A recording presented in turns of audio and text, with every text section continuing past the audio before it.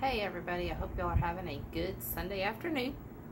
So far we have talked about wives, mothers, daughters, and sisters. And they are all roles that we are familiar with and are not surprised that they are mentioned in the Bible. But today I want to talk about some businesswomen of the Bible, and I had never thought about that role in the Bible before I did this Devo. So I want you to think of some businesswomen that you can think of that were in the Bible. And maybe as I'm going through this devotional, the names will sound familiar. Actually, I'm almost positive the names I'm going to talk about are going to sound familiar to you. But did we ever think about them being businesswomen and the roles that they play and the examples that they give to us today? So let's start with Proverbs 31. And this, again, we know is the role that women want to live up to, want to be like Proverbs 31, the famous Proverbs 31 woman. We don't know her name, but we can see in several verses that she is a businesswoman. And I know in past Devos we have talked about her in different aspects. But this Devo, I want to talk about her as in being a businesswoman. And we're going to start in verse 13. It says, she seeks wool and flax and works with willing hands. So she works. Verse 15.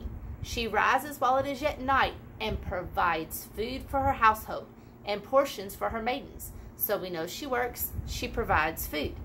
Verse 16, she considers a field and buys it. With the fruit of her hands, she plants a vineyard. So she has money, so she's buying it, she's purchasing things. Verses 18, she perceives that her merchandise is profitable.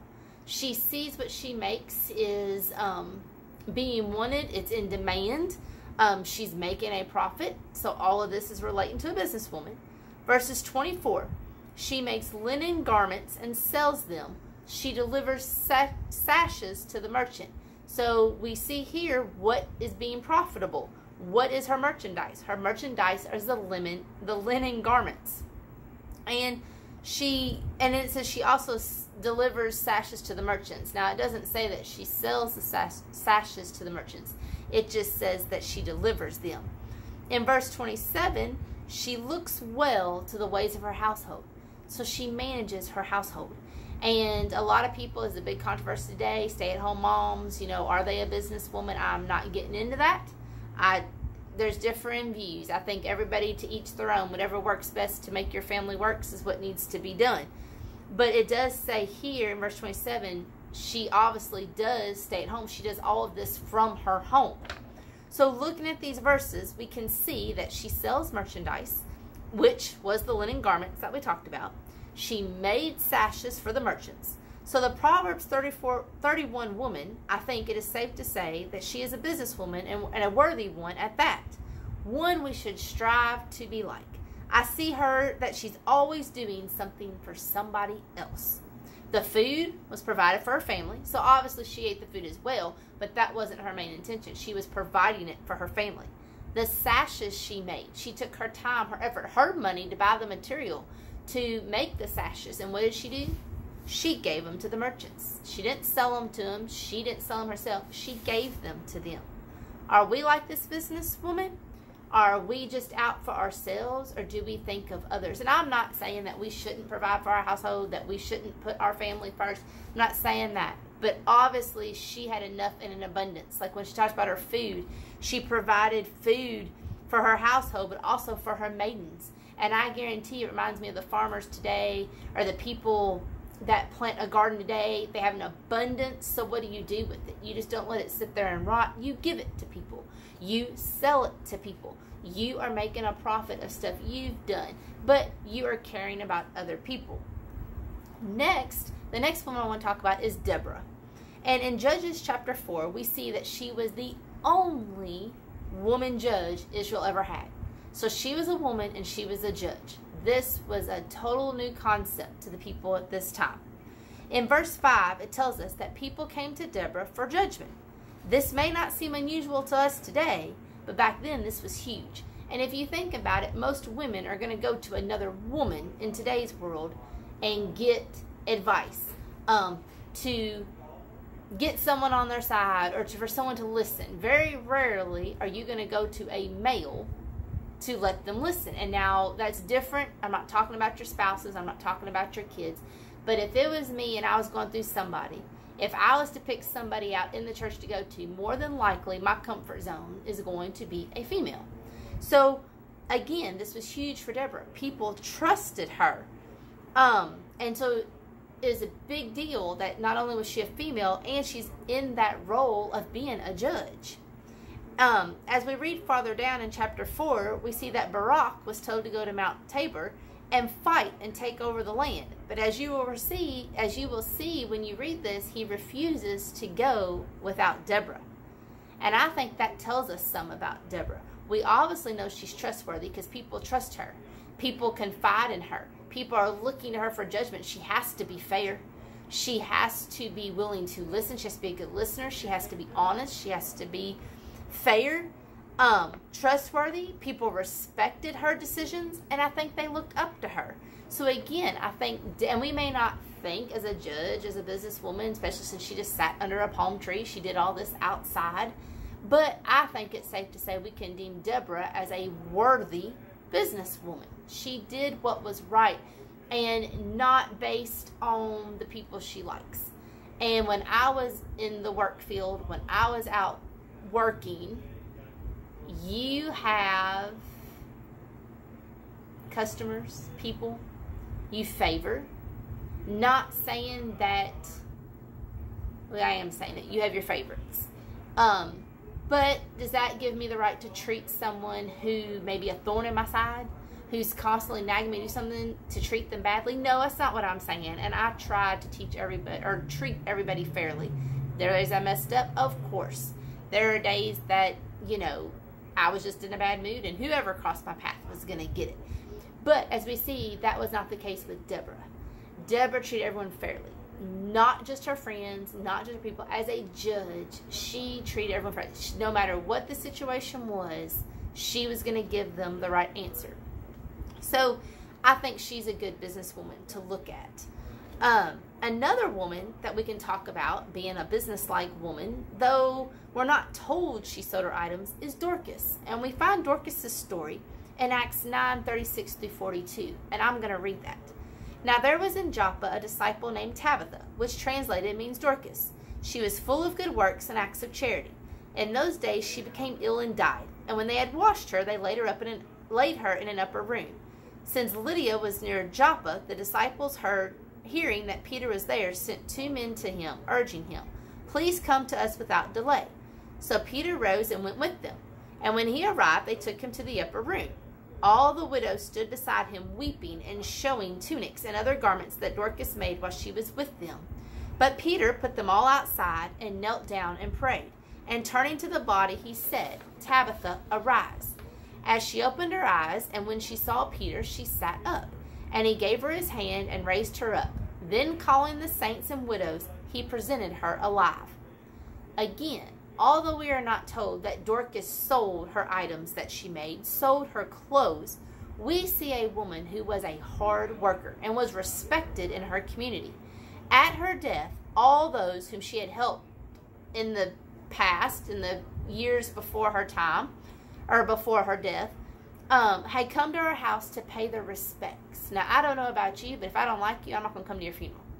If I get word that you die and you and I just didn't G-haul and we had nothing in common, or I didn't even know you, I'm not going to show up. So what does this say about these people who showed up at Dorcas's home? They respected her. She obviously had good work. She was a good person. And they were all gathered around talking about the things she had done. Isn't that a great thought? When you pass on, what do you want people to say at your funeral? Do you want people to stand there and say, "Oh, well, I wish she was better at this," or "I wish she was a better person in this aspect," or "I really wish she wouldn't have got into this," or do you want someone to say, "Man, she was great. She was we're going to talk about Dorcas. She was a great sewer. She was a great maker of clothes. Look at all this beautiful things that she gave me. She made me. And, you know, we've used them for years, and look how well it has held up." Wouldn't that be much better than someone saying, "Well, they weren't a good person," and, you know, you all know what I'm trying to say. She obviously was well respected. So what a glorious thought about a woman's life who is so wrapped up in her business of helping those in need, the community people, not necessarily her family, was there showing and telling Peter all that she had done. Kind of like the Proverbs 31 woman, she did what? She gave the sashes to the merchants. Again, Dorcas, she gave her clothes to the community, to people in need. But I'm guarantee you that these people took care of their family, and we're not saying you're not supposed to take care of your family, but again, the community, they did things for people in the community, and people knew it. People knew Dorcas and Proverbs 31 because of the things that they did. So lastly, I'm going to end with Lydia. And again, we all know Lydia, the color purple. She is known for purple. And we find Lydia in Acts 16, verses 11 through 15. And I'm going to read that. So setting sail from Troas, we made a direct voyage to Samothrace, and the following day to Neapolis, and from there to Philippi, which is a leading city of the district of Macedonia and a Roman colony. We remained in this city some days, and on the Sabbath day we went outside the gate to the riverside, where we were supposed there was a place of prayer. And we sat down and spoke to the woman who had come together. One who heard us was a woman named Lydia from the city of Thyatira, a seller of purple goods, who was a worshiper of God. The Lord opened her heart to pay attention to what was said by Paul, and after she was baptized and her household as well, she urged us, saying, "If you have judged me to be faithful to the Lord, come to my house today." And she prevailed upon us. So as we see in verses 14, Lydia was a seller of purple goods. Once again, a seller. She was a businesswoman. Some suggest that she sold purple material to make royal garments. Now, we do not know that for sure. That's just a suggestion. That's what some people think. But regardless, we know she was known for purple. It makes me think if somebody wanted something purple, you're going to go find Lydia. She was known for that. And like I said, we don't know if her material was used for royal garments, but either way, it's how she earned a living, by selling these purple garments. She had her own business. She was the seller of purple. Another thing I want us to notice is that while she was selling her purple goods, she was listening to Paul talk. And verse 14 tells us Lydia was a worshiper of God. She was traveling, selling her purple goods, but yet she still made time for God. Now, when I say traveling, it says that there was, in the beginning, in verse 11, she was setting sail from Troas, and from there to Philippi, in verse 12.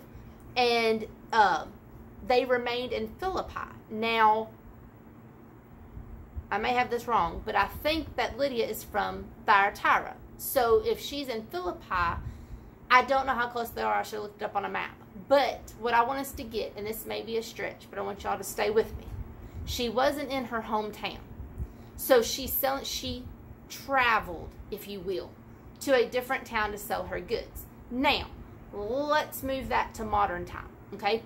Back then, she was not in her hometown, but yet it was the time to worship God. She heard Paul talking about God, and what did she do? She listened, and she asked questions, and she talked. And as we know the result in the story, her and her household were baptized. Now, let's fast forward to today's world. We're businesswomen. We're selling our goods. We leave our hometown. But better yet, we go on vacation. We miss a Sunday. We miss a Wednesday. Typically, when you go on a vacation, you're going to miss one or both of those. Not saying that's wrong. Definitely not saying that's wrong. Because right now, I'm not with you and it's Sunday. So, obviously, I'm not saying that that is wrong. But when I'm on vacation, do I just forget about worshiping God come Sunday? Do I just forget about it? Or do I kind of put that in my schedule? Do I kind of say, okay, well, we're traveling and we're going to be going through this place on Sunday. Let's try to find somewhere to go. Or in today's world, okay, where are we going to be at 10 o'clock? Let's stop. Let's put our phones on. Let's put our computers on, whatever, and watch. Do I make time for that? Or do I say, oh, I'm just on vacation, so it's vacation from God too. It is a vacation. I don't have to go to church. I don't have to think about church things. I don't have to think about church people, the sick, whatever. You know what I'm saying? That's the point I want to get from Lydia. Now, again, be reminded, Lydia was very close, I'm assuming, to her hometown. She was not traveling. So that is what, this is Paula's words, that Paula is saying when we travel. I just kind of want to make that parallel, that even though she wasn't in her hometown, she still made time to stop and listen to Paul talk about God. She didn't have to give Paul the time of day. But do we do the same when we're traveling? Do we stop and think, hey, it's Sunday, it's time for me to worship God? Or do we throw everything out the window while we're on vacation? Hey, I'm on vacation, I'm not at home, I can talk the way I want to talk, I can do whatever I want to do, I can go all out. You all know where I'm going. What do we do? Or are we like Lydia? Do I need to be more like Lydia and always worship God, whether I'm in my hometown or if I'm in somebody else's hometown, if I'm traveling? So as we close, I want us to think about, are we worthy businesswomen? And at some point in our lives, we've all been a businesswoman. At some point in our lives, I guarantee you there's not one person watching this that has not had a job of some sort. Whether it be dog sitting, babysitting, or, you know, whatever. And as most of you all know, I worked at a bank before I moved to Mississippi. So at one point in time, I guarantee you the ones who are not actively working now have had a job in the past. But during that time when we held a job, or during the time right now if we still have a job, can someone look at us and say, she's a worthy woman? If not, why not? I look around me every day and I see worthy women all around me. Teachers, doctors, lawyers, accountants, nurses. The list could go on and on and on. Let's strive to be worthy each and every day. Let's be like the woman in Proverbs 31 and provide for our families. Let's be like Deborah and give people sound advice. Be a listening ear. Let's be like Dorcas and be a hard worker. Let's be like Lydia, and wherever we are putting God first. Again, thank you for listening, and I hope you all continue to have a good rest of the afternoon, and hopefully this week I don't remember to send this out 3 hours too late. I will try my best to send this out at 2 o'clock. I hope you all have a great week, and I will see you next week.